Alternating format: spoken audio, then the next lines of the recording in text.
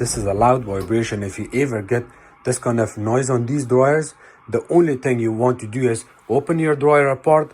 There's a blower wheel right here, and it's filled with a lot of lint. You can clean it that way, or you remove this screw, there's one screw here, one screw here. You remove these, and then this part pulls out to the side, and then you have to use something like this on your vacuum, stick it all the way inside from here to the front of the blower wheel, vacuum it really good. That will fix the problem. So here we go, I remove the two longest screws from the front, two on the side corner, from here and here, and now this lifts up. Look at this. Wow. Same thing, you want to clean this area.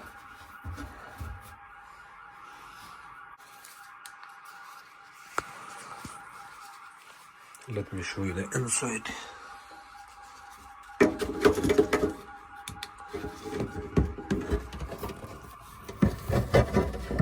You see all of that lint?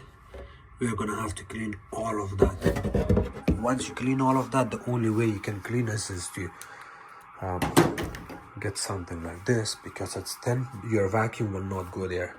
See, it goes there. Use your vacuum here, and you may wanna turn it. If you turn the drum,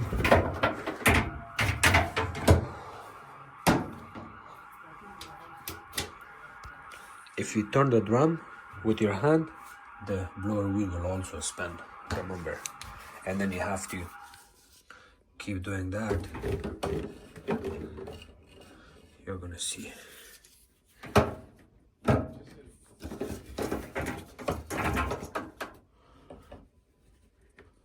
When I turn the drum,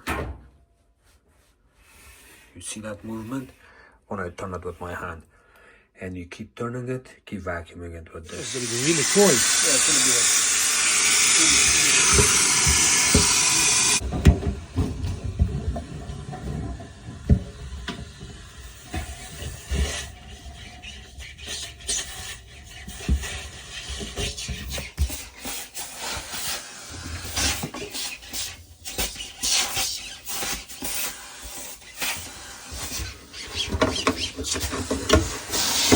Okay, so to me it looks really good and clean. So I will only put the front screws back in.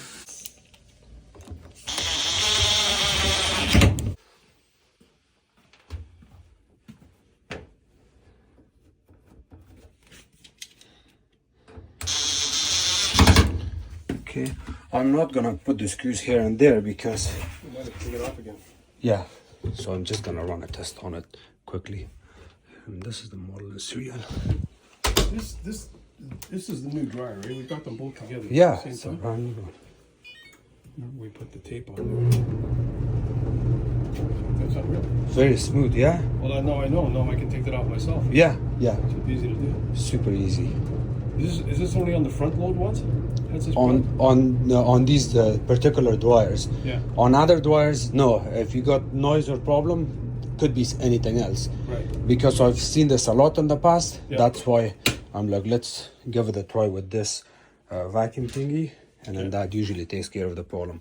So there's one screw goes here, the another one goes here.